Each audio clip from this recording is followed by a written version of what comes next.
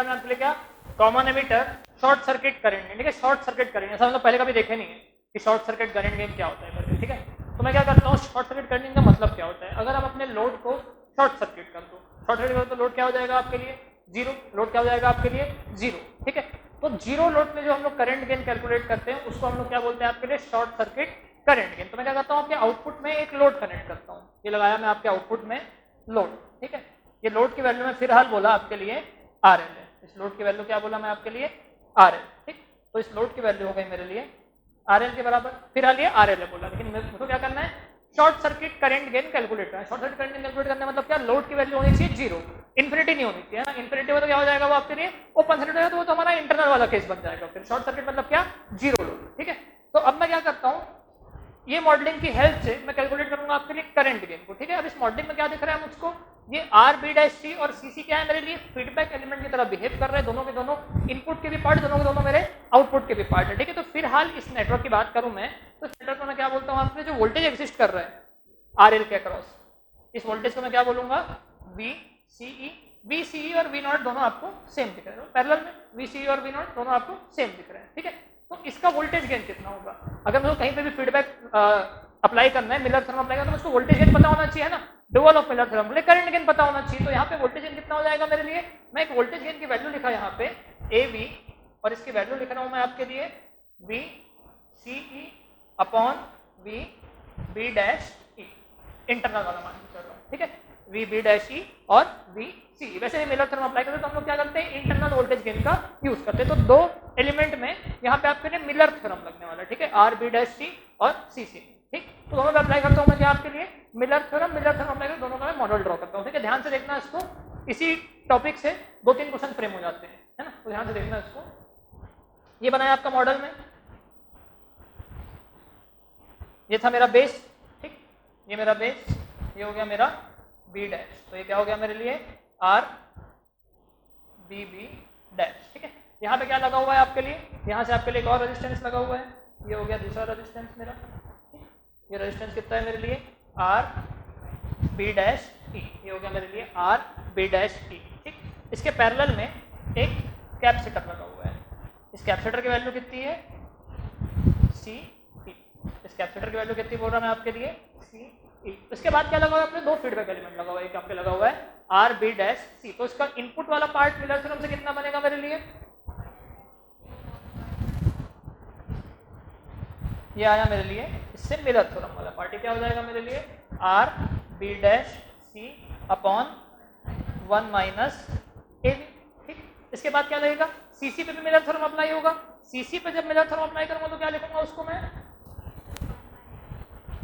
आपको एक last special case दिखाया था मैं कैपेसिटर लगा के, है ना, आपको याद है, उसको मैं इसी के लिए लगाया था वहां पे, है ना। तो यहाँ पे क्या आ जाएगा मेरे लिए, CC into 1 minus A V. सबको ध्यान से याद रहे, है ना, कैपेसिटर के केस में क्या होता है, कैपेसिटर तो रेसिप्रोकल इंपेडेंस ऑफर करते हैं, तो उसमें क्या होता है आपके लिए CC into 1 minus A V. ठीक, तो जो दो मेरे फीडबैक एलिमेंट थे, इनका मैं इनपुट वाला पार्ट तो यहाँ पे ले लिया, इनका पूरा मैं इनपुट वाला पार्ट आपके लिए ले डाला। ठीक है, तो ये पूरा मेरा इनपुट वाला साइड यहाँ पे बन चुका है। ये इनपुट वाला साइड क्या है, इसका बेस क्या है मेरे लिए, एमीटर है, इसका बेस क्या है, एमीटर है। ठीक है, ये हो गया ई। ठीक, ये वोल्टेज क्या है मेरे लिए, वी बी ई। ठीक, ये वोल्टेज क्या है मेरे लिए, वी बी।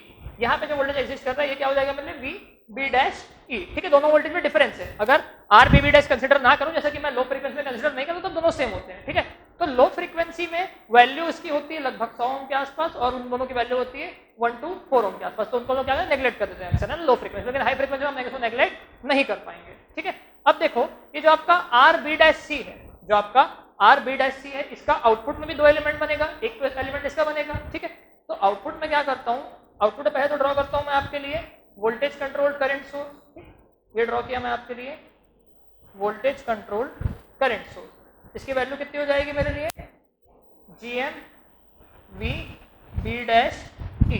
ठीक है, इसके पैरेलल में आएगा मेरा आर बी डैश सी। ठीक, आर बी डैश सी क्या हो जाएगा यहाँ पे, ऐसा आएगा यहाँ पे मेरे लिए R B dash C upon 1 minus 1 by A B.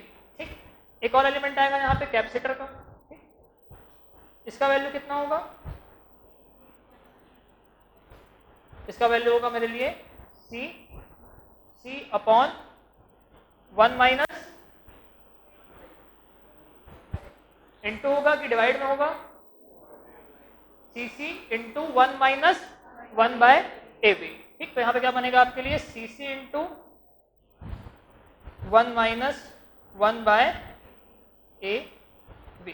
ठीक, ये बना मेरे लिए यहाँ पे ऐसा। इसके बाद क्या आ जाएगा यहाँ पे, आर सी, ये आ गया मेरे लिए आर सी, ये आ गया मेरे लिए क्या, आर सी, ये हो गया मेरे लिए आर सी।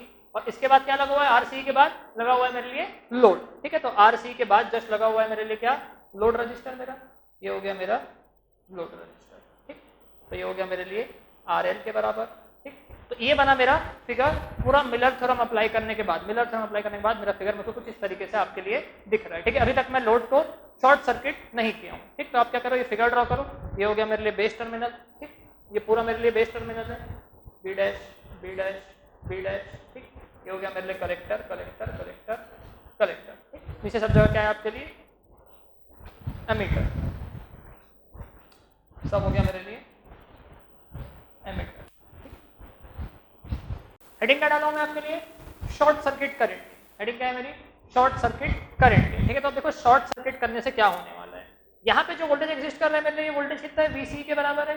ये वाला वोल्टेज क्या है मेरे लिए, वीसी के बराबर है। ठीक है, वीसी के बराबर ये वाला मेरा पर्टिकुलर वोल्टेज है। अब मैं क्या करने वाला हूँ, लोड को आपके लिए शॉर्ट सर्किट करने वाला हूँ। लोड को शॉर्ट सर्किट करने वाला हूँ मतलब क्या, आरएल हो जाएगा मेरे लिए शॉर्ट सर्किट। ठीक, तो ये कर दिया मैं आपके लिए आरएल को शॉर्ट सर्किट, ये हो गया मेरे लिए आरएल शॉर्ट सर्किट।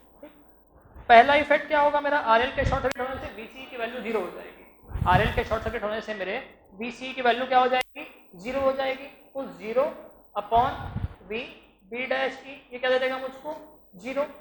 वोल्टेज इनकी वैल्यू कितनी हो गई, 0, क्योंकि मेरी आउटपुट वोल्टेज क्या हो गई है, 0 हो गई है। ठीक है, ये आया मेरा पहला इफेक्ट। अगला इफेक्ट क्या आएगा इस पे, अगला इफेक्ट आएगा कि शॉर्ट सर्किट के पैरेलल में जो भी होता है वो सब शॉर्ट सर्किट हो जाता है। फर्स्ट चीज देखो, अब ए बी की वैल्यू हो गई है 0, तो इधर क्या हो जाएगा 1 माइनस 0 आर बी डैश सी ही बन जाएगा। यहाँ पे क्या है, सी सी इंटू 1 माइनस 0, तो ये क्या हो गया आपके लिए 1 ही हो गया। ठीक है, अब देखो इधर ये सब क्या होना चाहिए आपके लिए, 1 अपॉन 0 मतलब इन्फिनिटी, लेकिन पैरेलल में सब शॉर्ट, तो ये क्या हो गया आपके लिए शॉर्ट सर्किट।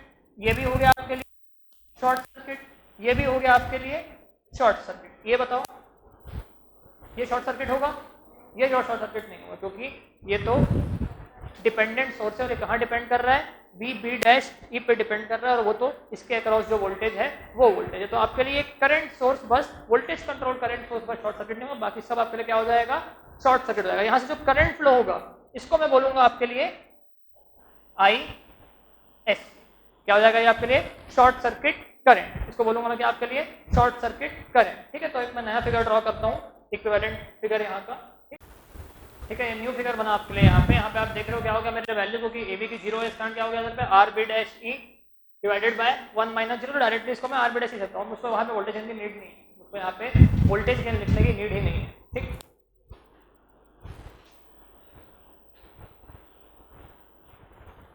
सबसे मेन चीज आपको क्लियर रहे कि लोड को शॉर्ट सर्किट करने से आपका वोल्टेज गेन क्या हो जाता है, 0 हो जाता है। मतलब 0 लोडिंग कंडीशन पे वोल्टेज गेन क्या हो गया आपका 0, क्योंकि आपके आउटपुट में वोल्टेज एग्जिस्ट नहीं करता। अगर आउटपुट वोल्टेज 0 तो फिर आपका वोल्टेज गेन भी 0।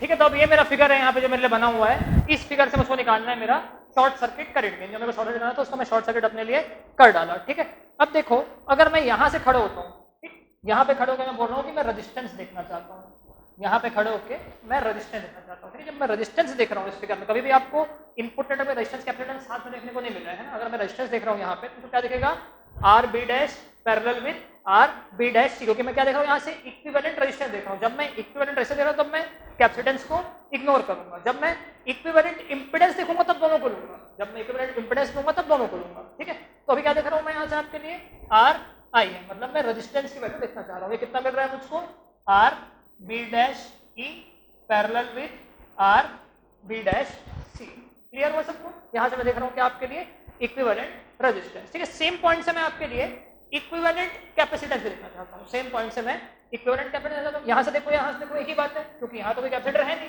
है ना।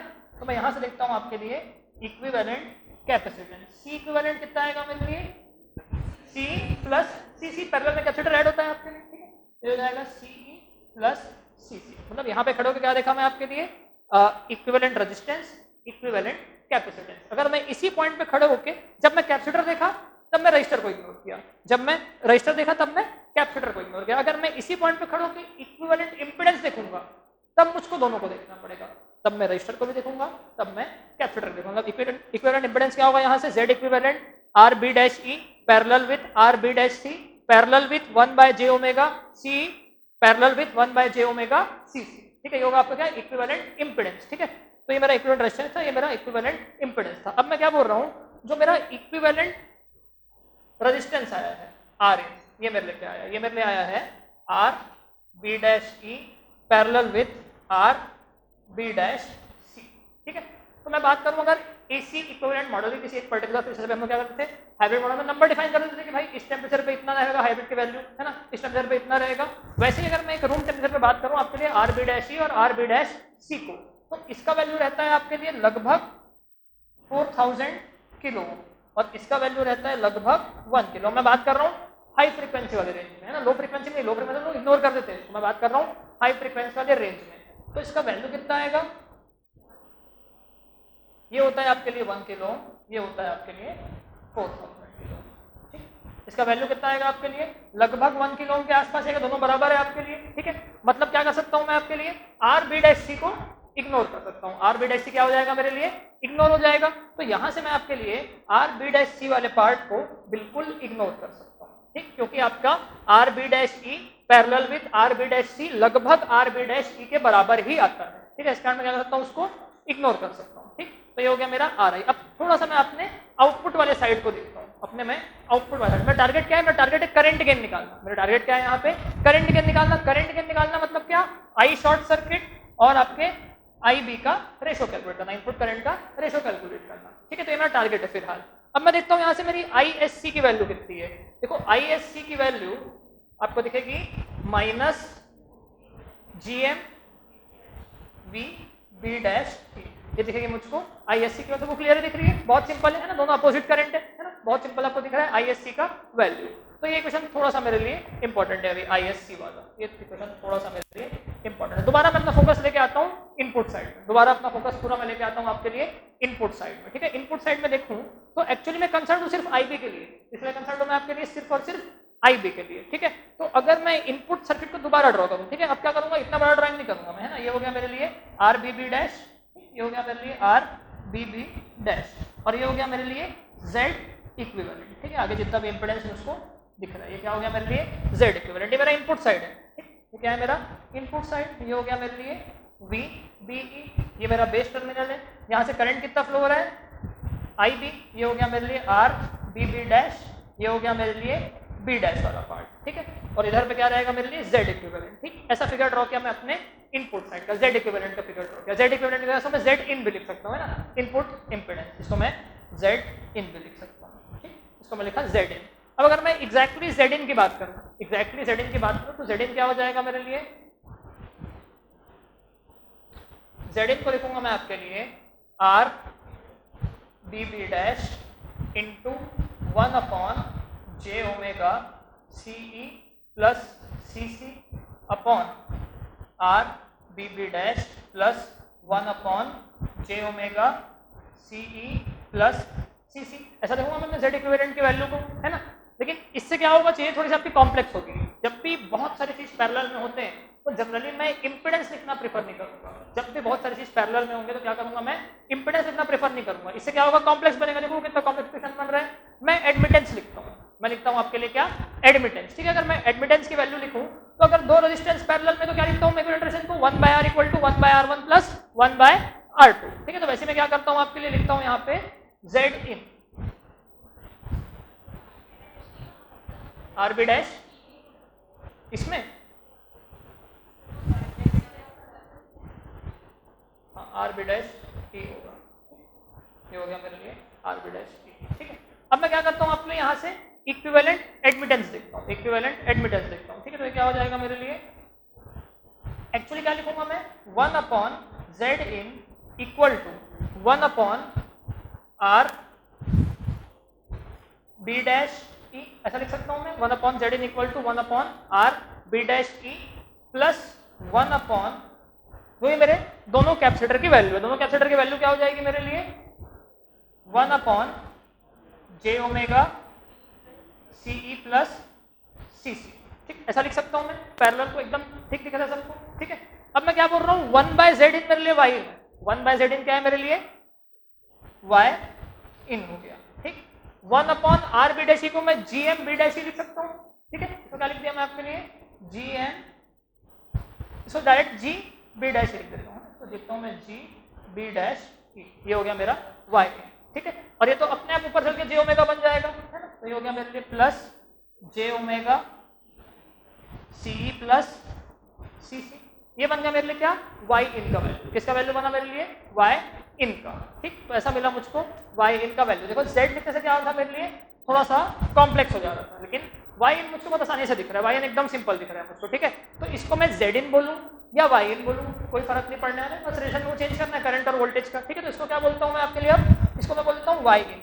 आप चाहो तो इसको वाई इन जेड इन जो भी चाहो ट्रीट कर सकते हो। ठीक है, इससे करंट कितना फ्लो हो रहा है आपके लिए, इससे करंट फ्लो होगा आपके लिए आई बी ही, सब सीरीज में है। इससे करंट कितना फ्लो होगा इक्विवेलेंट कॉम्बिनेशन से आई बी। ठीक है, अब ये वोल्टेज कौन सा, ये वोल्टेज है आपके लिए वी बी डैश ई, है ना। तो ये बी डैश है, डिनोमिनेटर क्या रहेगा आपके लिए ई रहेगा, तो ये क्या हो गया आपके लिए बी डैश बी। अब देखो अगर मैं लिखना चाहता था आपके लिए वी बी डैश ई का इक्वेशन, है ना, वी बी डैश ई का इक्वेशन मैं क्या लिखता आपके लिए आई बी इंटू जेड इन लिखता, आई बी इंटू जेड इन लिखता, लेकिन जेड इन क्या है मेरे लिए 1 अपॉन वाई इन है। ठीक है, तो इसको लिखा आपके लिए V B dash E equal to I B upon Y in, ऐसा लिख डाला मैं आपके लिए। ठीक है, तो अब देखो मेरे पास वहां रिलेशन में आई बी है, मेरे पास वहां रिलेशन में क्या है मेरे पास आई बी। अगर मैं अपने आई एस सी के थ्रू देखूं तो क्या है minus G M into V B. ठीक, और वही क्वेश्चन किसका है, ये क्वेश्चन मेरे लिए वी बी का, ये क्वेश्चन किसका है मेरे लिए वी बी का। मतलब मैं अगर दोनों साइड में जी एम मल्टीप्लाई कर दूं तो ये क्या हो जाएगा G M into V B dash की equal to G M into I B by Y. ऐसे बिल्कुल कर सकता हूं मैं, दोनों साइड में क्या किया आपके लिए जीएम को मल्टीप्लाई कर दिया। अब देखो GM into V B dash क्या हो जाएगा माइनस आई एस सी, ये क्या हो जाएगा मेरे लिए माइनस आई एस सी। तो इसको क्या लिख सकता हूं मैं आपके लिए minus I S C. GM V B dash को क्या लिख सकता हूं मैं आपके लिए माइनस आई एस सी लिख सकता हूं, इसको माइनस आई एस सी लिख दिया मैं। ठीक है, ये क्या रहेगा मेरे लिए, ये मेरे लिए ऐसे ही रहेगा जीएम आई बी अपॉन वाई इन। अब एक्चुअली मैं करंट गेन की बात करता हूँ, करंट गेन मेरे लिए क्या है, करंट गेन मेरे क्या होगा यहाँ पे I S C upon I B, एकदम परफेक्ट स्टाइल है ना। देखो ये क्या आपने लोड करंट ही है, आई एस सी डायरेक्शन कैसा है मेरे लिए लोड करंट ही है, तो क्या हो जाएगा मेरे लिए करंट गेन का value I S C upon I B. तो अगर मैं I S C upon I B लिखूं यहाँ पे तो किसके बराबर होगा ये मेरे लिए minus G M upon Y इनके बराबर होगा, एकदम परफेक्ट। ठीक, अब देखो आईएससी अपॉन आईबी को क्या बोलने वाला हूं मैं आपके लिए शॉर्ट सर्किट करंट गेन बोलने वाला हूं। शॉर्ट सर्किट करंट गेन तो आईएससी बाय आईबी को क्या बोला मैं आपके लिए ए आई एस सी, ये क्या है आपके लिए शॉर्ट सर्किट करंट गेन। ये कैसा दिख रहा है आपको minus G M upon Y. ठीक, वाई एन की वैल्यू तो मालूम है मुझको, है ना, वाई एन की वैल्यू जानता हूं मैं, वाई एन की वैल्यू कितनी है आपके लिए निकाला हूं आपके लिए। ठीक है, ये निकाला तो वाई एन की वैल्यू को पुट करता हूं यहाँ पे, तो ये जाएगा मेरे लिए माइनस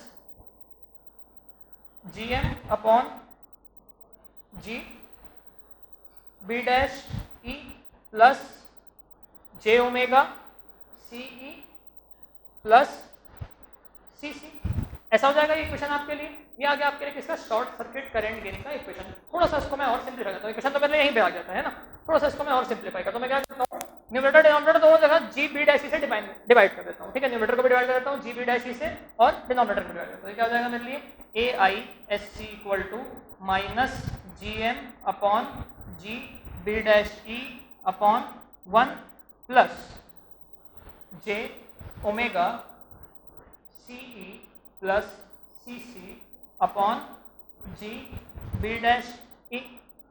ठीक है, सिंपल एकदम, कुछ नहीं किया है ना। अब देखो 1 upon G B dash E क्या है मेरे लिए आर बी डैश ई है। ठीक है, उसको मैं क्या लिखता हूँ आपके लिए ऐसा लिखता हूँ, उसको मैं A I S C equal to minus G M upon G B dash E upon 1 plus J omega R B dash E into C E plus C. ये क्या आया मेरे लिए? Short circuit current. इसको पूरा सिंप्लीफाई नहीं किया वो भी है ना, फिर भी क्या आया मेरे लिए? ये शॉर्ट सर्किट करंट। पहले यहाँ तक नोट करो, समझ में आया ये है ना? ये एकदम शॉर्टेस्ट तरीका है निकालने का।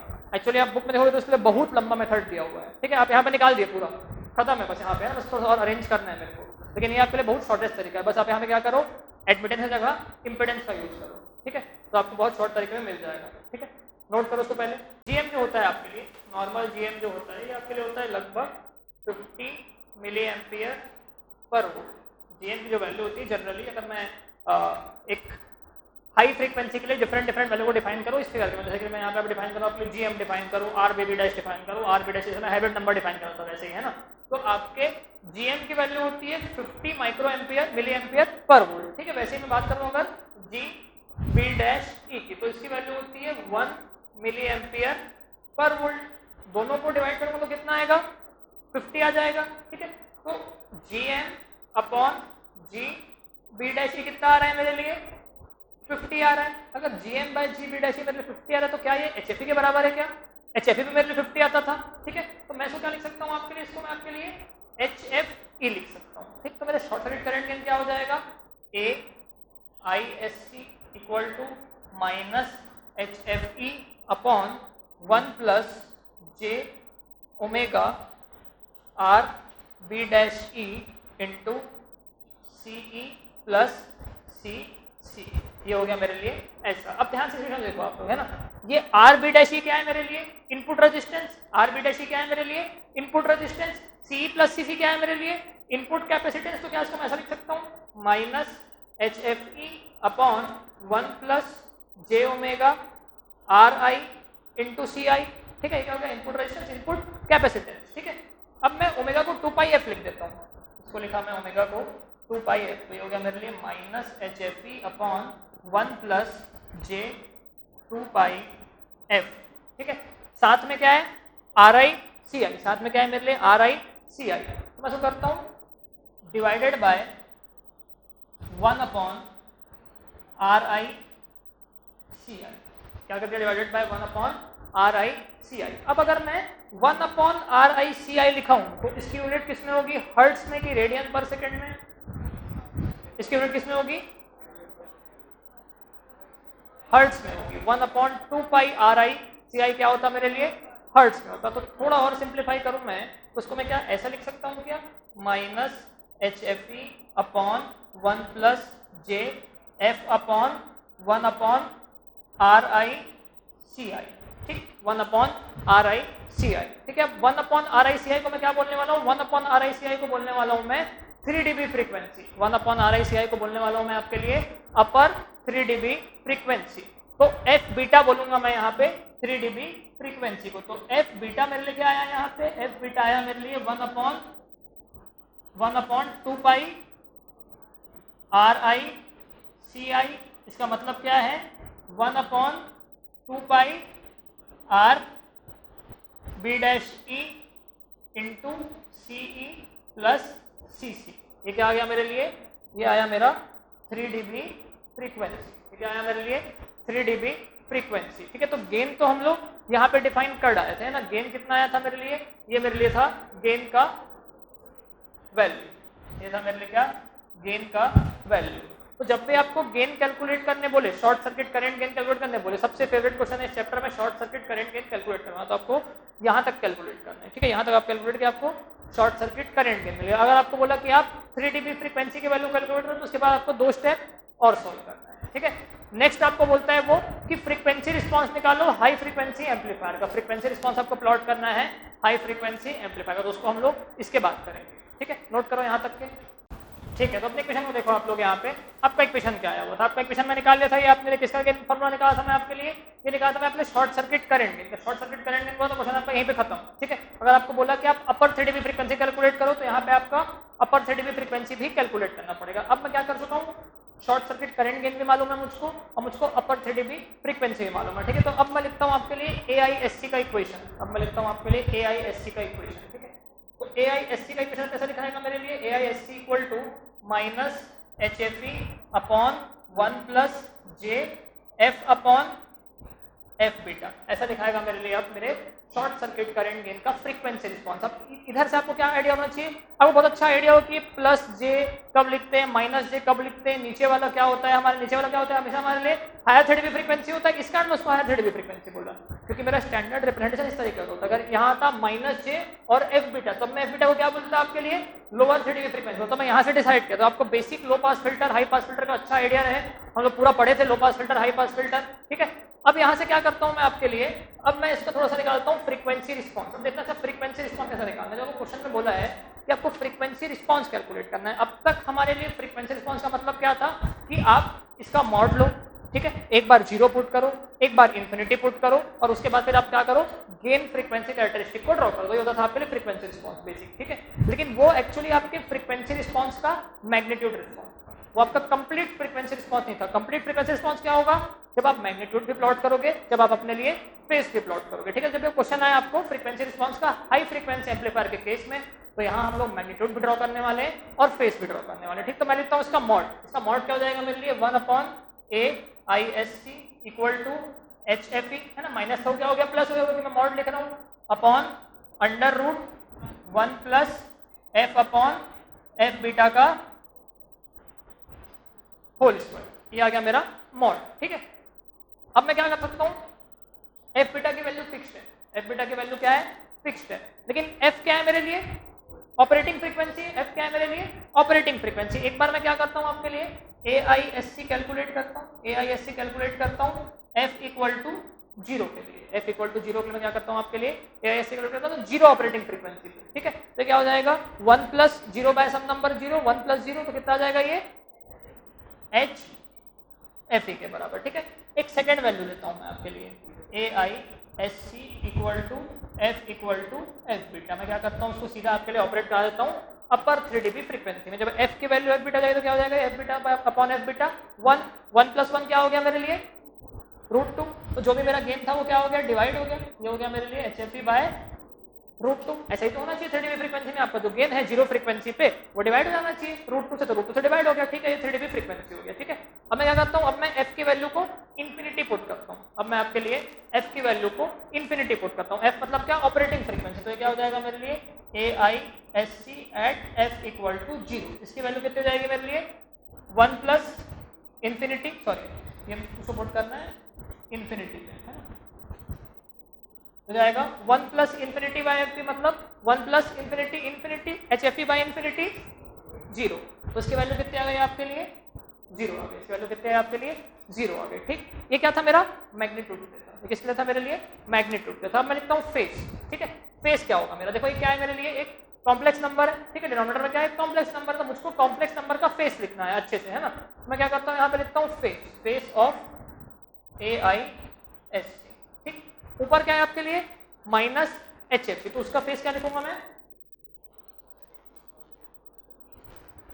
एक नेगेटिव नंबर का फेस कितना होता है, 180 या फिर -180, दोनों आपके लिए सेम होता है, दोनों की पोजीशन क्या होती है आपके लिए सेम। आप क्वेश्चन में 180 लिखो, -180 लिखो, वो सेम होता है, 360 लिखो, 0 लिखो, -60 लिखो, वो भी सेम होता है, -90 लिखो, 270 लिखो, वो भी सेम होता है। आइडिया ना वो बेसिक कोऑर्डिनेट्स का, ठीक है। तो इसको क्या लिखता हूँ मैं आपके लिए, -180, तो हो गया मेरे लिए -180, चाहो तो आप इसको +180 ले सकते हो, कोई प्रॉब्लम नहीं, शेप आपका सेम रहने वाला है, ठीक है। तो मैं लिखता हूँ उसको -180 माइनस 10 इनवर्स, क्या हो जाएगा ये, imaginary part by real part, ठीक। तो क्या हो जाता है मेरे लिए F अपॉन F बीटा, ठीक। आपका मन करता है इसको आप +-180 कुछ भी लिख सकते हो, दोनों आपके लिए सेम, ठीक है।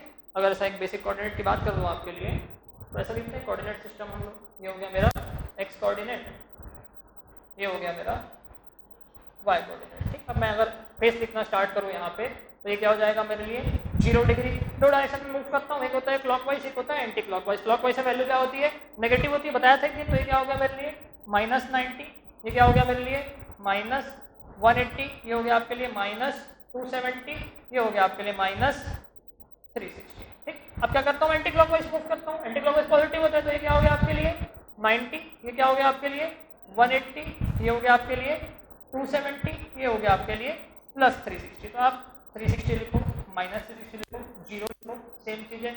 90 लिखो, -270 लिखो, सेम चीज़ है। 180 लिखो, -180 लिखो, सेम चीज़ है। -90 लिखो, -270 लिखो, ये भी सेम चीज़ है। बस आपका एंगल क्या करता है, पोजीशन को डिफाइन करता है। एंगल क्या करता है आपके लिए, पोजीशन को डिफाइन करता है। तो एंड में पोजीशन सेम आना चाहिए। यहाँ से मैं 180 डिग्री घूमूंगा तो भी यहीं आऊँगा, यहाँ से घूमूंगा तो भी यहीं आऊँगा। तो आपका पोजीशन इंपॉर्टेंट है, ठीक है, आपका पोजीशन इंपॉर्टेंट है यहाँ पे, ठीक। तो यहाँ पे लिख रहा हूँ मैं आपके लिए फेस की वैल्यू। तो यहाँ क्या करता हूँ मैं आपके लिए एफ की डिफरेंट वैल्यूज को पुट कर देता हूँ, ठीक। जैसे कि मैं यहाँ पे क्या था एग्जैक्टली, ये किसके लिए क्या था, मैं ये मैग्नीट्यूड रिस्पॉन्स निकालने के लिए क्या था, इसको क्या कर रहा हूँ मैं फेस रिस्पॉन्स निकालने के लिए कर रहा हूँ, ठीक। तो ये हो जाएगा मेरे लिए। अच्छा ये माइनस क्या पता चला, डिनोमिनेटर वाला नंबर ऊपर है क्या होता है, एंगल माइनस होता है। दो एंगल डिवाइड होता है तो क्या होता है, सेपरेट होता है। दो एंगल मल्टीप्लाई होता है तो क्या होता है, ऐड होता है, ठीक। इस कारण यहाँ बीच में माइनस साइन आया, ठीक है। अब लिखता हूँ मैं आपके लिए angle of A I S C at F equal to 0। अगर f इक्वल टू 0 पे इसका एंगल लिखो तो कितना हो जाएगा ये 180 minus tan inverse 0। 180 minus tan inverse 10 inverse 0 की वैल्यू कितनी होती है, 0 होती है। तो कितना हो जाएगा आपके लिए 180 डिग्री हो जाएगा। तो कितना हो जाएगा आपके लिए 180 डिग्री, ठीक। अब मैं लिखता हूँ आपके लिए angle at f equal to F beta. तो कितना हो जाएगा आपके लिए 10 inverse F beta by F beta, 10 inverse 1। 10 inverse 1 की वैल्यू कितनी होती है 45 डिग्री। तो ये कितना हो गया आपके लिए 45 डिग्री, ठीक। अब निकालते हैं यहाँ पे A I S C at F equal to infinity, at F equal to infinity, ठीक है। तो 180 माइनस 10 इनवर्स इंफिनिटी क्या 135 हो गई है ना, ये होगा आपके लिए 135, ये हो जाएगा 135 डिग्री, ठीक। हाँ इंफिनिटी में कितना हो जाएगा 10 इनवर्स इंफिनिटी की वैल्यू 90। 10 इनवर्स इंफिनिटी क्या होता है आपके 90, ठीक है। तो 180 माइनस 90 डिग्री, ये आ गया मेरे लिए 90 डिग्री, ठीक। अब मैं यहाँ पे दो प्लॉट करने वाला हूँ। एक प्लॉट करूंगा मैं आपके लिए मैग्नीट्यूड का फ्रीक्वेंसी प्लॉट, ठीक है। ये हो गया मेरा जो करंट गेन आया था, ये होगा इसका मैग्नीट्यूड प्लॉट। ये करंट गेन का होगा मेरे लिए मैग्नीट्यूड प्लॉट। यहाँ पे क्या रहेगा मेरा mod of A I S C, और यहाँ पे रहेगा मेरे लिए फ्रीक्वेंसी एफ। ये रहेगा मेरे लिए यहाँ पे फ्रीक्वेंसी एफ, ठीक है। यहाँ पे प्लॉट करूंगा मैं फेस अपना, ये हो गया मेरे लिए फेस। फेस मतलब क्या, यहाँ पे आएगा मेरे लिए angle of A I S C short circuit current gain. यहाँ पे आएगा मेरे लिए सेम है। जब भी एक ट्रांसफर फंक्शन आया आपके पास, जब भी एक ट्रांसफर फंक्शन आया आपको उसका अगर फ्रीक्वेंसी रिस्पॉन्स निकालना है तो आपको उसका मैग्नीट्यूड प्लॉटिंग करना है, उसका फेस प्लॉटिंग करना है, साथ ही साथ दोनों एक दूसरे के ऊपर नीचे ही प्लॉट करना है, ठीक है, ताकि आप कंपेयर कर पाओ मैग्नीट्यूड और फेस दोनों को, है ना। जब भी आप मैग्नीट्यूड फेस प्लॉट करते हो तो आपको दोनों को एक दूसरे के नीचे करना है, ठीक है। मतलब इसका एक्स एक्सिस और वाई एक्सिस कॉमन होना चाहिए, ठीक है। एक्सिस और वाई एक्सिस होना चाहिए आपके लिए कॉमन होना चाहिए। अब मैं प्लॉट करना स्टार्ट करता हूँ, मैग्नीट्यूड प्लॉट पे आता हूँ। एच एफ इक्वल टू 0 पे कितना आ रहा है वैल्यू एच एफ ई, तो 0 पे वैल्यू आ गया, ये हो गया मेरा 0 फ्रीक्वेंसी, ठीक है। 0 पे वैल्यू कितनी आ गई मेरे लिए एच एफ ई, ठीक। उसके बाद क्या हो रहा है, जैसे जैसे मैं फ्रीक्वेंसी को बढ़ाया, बढ़ाते बढ़ाते कहाँ पहुंच गया मैं आपके पास एफ बीटा पे। एफ बीटा पे वैल्यू क्या हो गई एच एफ ई बाय √2, ठीक। तो थोड़ी देर के लिए कांस्टेंट रहा होगा, उसके बाद आपके लिए डिक्रीज किया होगा, तो ये पहुंच गया आपके लिए एच एफ ई बाय √2 पे। किस फ्रीक्वेंसी पे पहुंचेगा एच एफ ई बाय √2 पे आपके लिए एफ बीटा पे। जब ऑपरेटिंग फ्रीक्वेंसी की वैल्यू एफ बीटा होगी तब पहुंचेगा कहाँ ये एच एफ ई बाय √2 पे, ठीक है। एफ इक्वल टू इन्फिनिटी पे क्या हो जा रही है वैल्यू 0 हो जा रही है, तो ये ड्रॉ किया बिल्कुल मैं वैल्यू आपके लिए ऐसा इन्फिनिटी पे निकल जाएगी 0 की तरफ, ठीक है। ये बना आपका फ्रीक्वेंसी रिस्पॉन्स, एक short circuit current gain of common emitter amplifier at high frequency. क्या बनाई आपका सिर्फ मैग्नीट्यूड रिस्पॉन्स। अब आते हैं हम लोग फेस रिस्पॉन्स पे, ठीक है। फेस रिस्पॉन्स पे देखना एफ इक्वल टू 0 पे एंगल कितना है आपके लिए 180। एफ इक्वल टू 0 पे एंगल कितना बना आपका 180 का, तो पॉजिटिव 180 में यहाँ पे मार्क किया एफ इक्वल टू 0 पे। उसके बाद F equal to F beta पे क्या हो जाएगा मेरे लिए ये 135 पे आ जाएगा। देखो ये मेरे लिए एफ बीटा, ये एफ बीटा को नीचे लेके आया मैं, है ना। तो यहाँ पे क्या 180 पे रहा, धीरे धीरे डिक्रीज करना चालू किया, कहाँ आ गया मेरे लिए ये 135 डिग्री पे। उसके बाद देखो एफ इक्वल टू इन्फिनिटी पे कहाँ जा रहा है ये 90 डिग्री पे, तो ये कहाँ कैसे डल होगा मेरे लिए ऐसा 90 डिग्री के वैल्यू पे आएगा और ये 90 डिग्री के वैल्यू पे सेटल होगा। ये हो गया 90 डिग्री का वैल्यू। तो ये हो गया आपके लिए एक कॉमन एमिटर एम्पलीफायर जिसके लोड को मैं शॉर्ट सर्किट कर दिया हूँ, उसके करंट गेन का फ्रीक्वेंसी रिस्पॉन्स, ये इसका मैग्नीट्यूड, ये इसका फेज। जब भी आपको फ्रीक्वेंसी रिस्पॉन्स निकालने पड़े तो आपको यहाँ तक पूरा निकालना है। क्लियर, नोट करो उसको। और ये ध्यान रहे कि ये आपके लिए टुवर्ड्स 0 नहीं जा रहा है, ये आपके लिए 90 पे आके रुक जाएगा इन्फिनिटी पे, है ना। ये आपके लेकिन 0 पे जाएगा इन्फिनिटी पे, ठीक है। थोड़ा सा हम लोग लेते हैं एक और केस यहाँ पे, है ना। ये करंट गेन के इक्वेशन को लिखता हूँ मैं आपको। मेरा करंट गेन का इक्वेशन क्या था, minus H F E upon 1 plus J F upon F beta, ऐसा है इक्वेशन, ठीक है। एफ बीटा क्या था मेरे लिए, अपर 3 dB फ्रीक्वेंसी था। एफ बीटा क्या था मेरे लिए, अपर 3 dB फ्रीक्वेंसी था, ठीक। अब मैं क्या बोलता हूँ यहाँ पे, अब थोड़ा ध्यान से वैल्यू को देखना। इसका मैं लिखता हूँ मॉड, ठीक, इसका लिखता हूँ मैं mod I S C equal to 1 upon H F P upon under root 1 plus F upon F beta का होल स्क्वायर। ये क्या लिखा मैं इसका मॉड लिखा, ठीक है। भले हम लोग यहाँ पे फ्रीक्वेंसी रिस्पॉन्स ड्रॉ करने के लिए एफ की वैल्यू को 0 पुट किए थे, एफ की वैल्यू को एफ बीटा पुट की, एफ की वैल्यू को इन्फिनिटी पुट की, मगर हमारा टॉपिक क्या है, हमारा टॉपिक है हाई फ्रीक्वेंसी एम्पलीफायर। अगर हम हाई फ्रीक्वेंसी एम्पलीफायर बोल रहे हैं, इसका मतलब क्या है, जो एफ है, जो मेरी ऑपरेटिंग फ्रीक्वेंसी है, उसकी वैल्यू क्या होने वाली है, बहुत हाई होने वाली है। उसकी वैल्यू क्या होने वाली है, बहुत ही ज्यादा हाई होने वाली है। मतलब एक्चुअली जब मैं इसको ऑपरेट करा रहा हूँ तो मेरे एफ की वैल्यू क्या हो जाएगी, एफ बीटा से तो बहुत बड़ी होगी। एफ बीटा से क्या होगा, ये बहुत ही ज्यादा बड़ा होगा मेरे ऑपरेटिंग फ्रीक्वेंसी का वैल्यू, ठीक है। अगर मेरे ऑपरेटिंग फ्रीक्वेंसी की वैल्यू एफ बीटा से बहुत बड़ी है तो एफ अपॉन एफ बीटा क्या हो जाएगा मेरे लिए, 1 से बहुत ज्यादा बड़ा हो जाएगा। एफ अपॉन एफ बीटा का वैल्यू क्या हो जाएगा मेरे लिए, 1 से बहुत ज्यादा बड़ा हो जाएगा, ठीक है। अगर ये 1 से बहुत ज्यादा बड़ा हुआ तो एफ अपॉन एफ बीटा का होल स्क्वायर 1 से और भी ज्यादा बड़ा होगा। स्क्वायर कर दिया नंबर को, है तो और ज्यादा बड़ा हो गया मेरे लिए नंबर, ठीक है। मतलब डिनोमिनेटर में जो मैं लिख रहा हूँ आपके लिए 1 plus F upon F beta का होल स्क्वायर, इसको मैं सिर्फ एफ अपॉन एफ बीटा का होल स्क्वायर ले सकता हूँ, क्योंकि ये पर्टिकुलर रेशो तो बहुत ही बड़ा है 1 के कंपैरिजन में, ठीक है। तो मैं क्या करता हूँ, उसको ऐसा लिखता हूँ, A I S C equal to minus H F E upon under root F upon F beta का होल स्क्वायर, ठीक। तो ये स्क्वायर और अंडर रूट कैंसिल हो जाएगा, ठीक है। ये कैंसिल हो तो क्या बच गया मेरे लिए, minus H F E upon F beta. ये क्या हो गया, minus H F E F upon F beta, ठीक। एफ बीटा कहाँ चल देगा, ऊपर चल देगा मेरे लिए। तो ये हो गया मेरे लिए A I S C equal to minus H F E into F beta upon F, ऐसा बन जाएगा मेरे लिए। ये क्या बन गया, minus H F E upon minus H F E into F beta upon F हो गया। एफ क्या है मेरे लिए, ऑपरेटिंग फ्रीक्वेंसी, एफ क्या है मेरे लिए, ऑपरेटिंग फ्रीक्वेंसी। मतलब ऑपरेटिंग फ्रीक्वेंसी को मैं डिसाइड कर रहा हूँ, ऑपरेटिंग फ्रीक्वेंसी वैल्यू कितनी होगी इसको मैं डिसाइड करूंगा, ठीक है। तो मैं क्या करता हूँ, यहाँ पे एक वैल्यू अज्यूम करता हूँ एफ ऑफ टी, एफ की एक वैल्यू अज्यूम करता हूँ मैं आपके लिए। क्या, एफ की वैल्यू अज्यूम किया मैं, ऑपरेटिंग फ्रीक्वेंसी की वैल्यू है एफ ऑफ टी। ये एफ ऑफ टी क्या है मेरे लिए, आप ध्यान से देखो तो क्या हो रहा है, एच एफ ई से मेरा गेन चालू हो रहा है एफ इक्वल टू 0 पे, फिर धीरे धीरे क्या कर रहा है, डिक्रीज कर रहा है, धीरे धीरे क्या कर रहा है, डिक्रीज कर रहा है। कहां तक डिक्रीज करेगा, ये 0 तक डिक्रीज कर जाएगा, इनफाइनाइट तक के। तो मतलब अगर एच एफ ई से 0 तक ट्रेवल कर रहा है मेरा मैग्नीट्यूड वाला प्लॉट, तो बीच में कहीं गेन 1 भी हुआ होगा, बीच में कहीं पे गेन 1 भी हुआ होगा, ठीक है। तो मैं मानता हूं एक फ्रीक्वेंसी एफ ऑफ टी, ठीक है, जो डेफिनेटली मेरे लिए एफ बीटा से बहुत बड़ी है। एफ बीटा से क्या है, ये बहुत बड़ी है। इस पॉइंट पे गेन की वैल्यू 1 हुई होगी, इस पॉइंट पे आपकी गेन की वैल्यू क्या हुई होगी, 1 हुई होगी, ठीक है। तो एफ टी को हम लोग बोलते हैं यूनिटी गेन फ्रीक्वेंसी, इसको हम लोग बोलते हैं यूनिटी गेन फ्रीक्वेंसी, ठीक। अगर इसको मैं यूनिटी गेन फ्रीक्वेंसी बोला तो मैं क्या किया, एफ की वैल्यू को एफ टी पुट कर दिया। एफ की वैल्यू को जैसे ही एफ टी पुट किया, मुझको करंट गेन की वैल्यू को क्या पुट करना पड़ेगा, 1 पुट करना पड़ेगा। करंट गेन वैल्यू क्या पुट करना पड़ेगा, 1 पुट करना पड़ेगा। तो इक्वेशन क्या बनेगा मेरे लिए, 1 equal to minus H F E into F beta upon F T, ठीक है।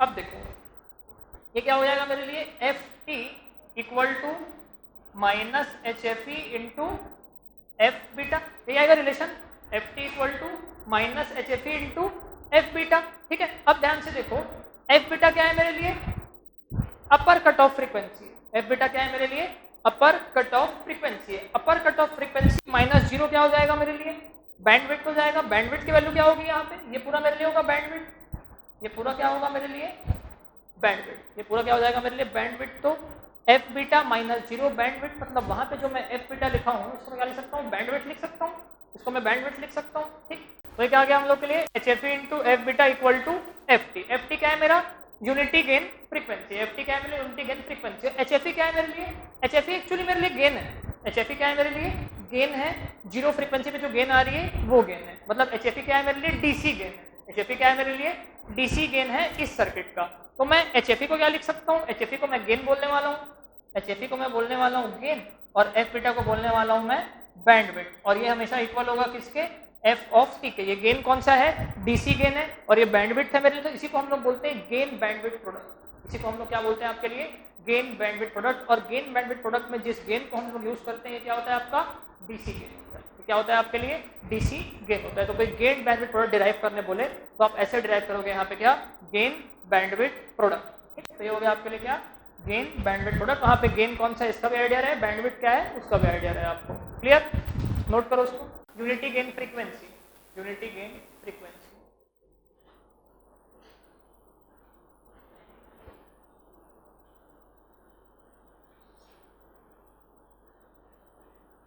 the frequency at which, the frequency at which,